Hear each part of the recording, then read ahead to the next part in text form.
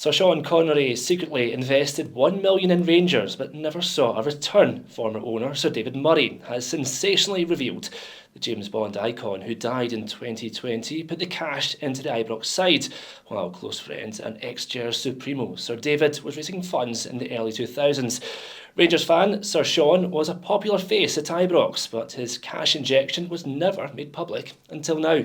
Speaking in his new book, Metal, Tragedy, Courage and Titles, Sir David said, "For years, Sean and I would share a catch-up call every weekend to chat through the football, and we would inevitably kick off with Rangers.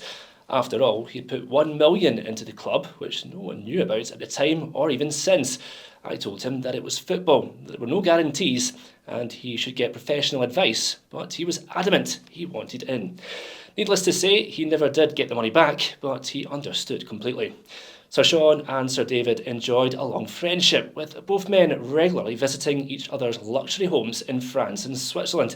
Sir David also details in the book for the first time how he still has shards in his leg from the wreckage of the sports car that nearly killed him in a horror crash almost half a century ago.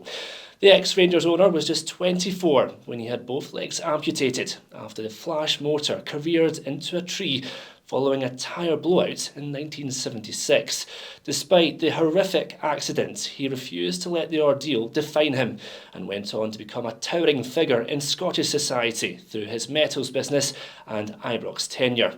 But everything could have been very different had medics not been able to save his life after he crashed near Longnidrey, East Lothian, while driving home in his purple Lotus Elite after playing rugby.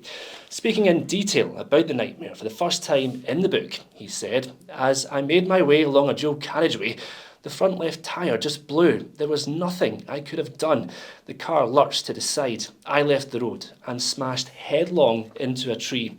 A number of rugby supporters who had actually been at the game stopped their cars and raced to my side. There was lots of blood and they applied tourniquets with their ties to try to halt the flow. They somehow kept me alive, and even though I can remember nothing about it, an ambulance was called and arrived quickly to take me 18 miles to Edinburgh Royal Infirmary." Despite his life hanging in the balance, Sir David was able to phone his late wife, Louise, from a payphone while on a hospital trolley and said, "You have to come, I'm in a bad way."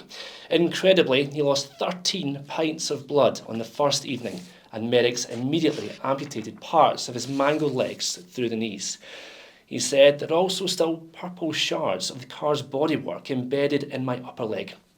After he was stabilised, Sir David, who was once estimated to have a £500 million fortune, was transferred to the Princess Margaret Rose Hospital in Edinburgh for 10 weeks of intensive care.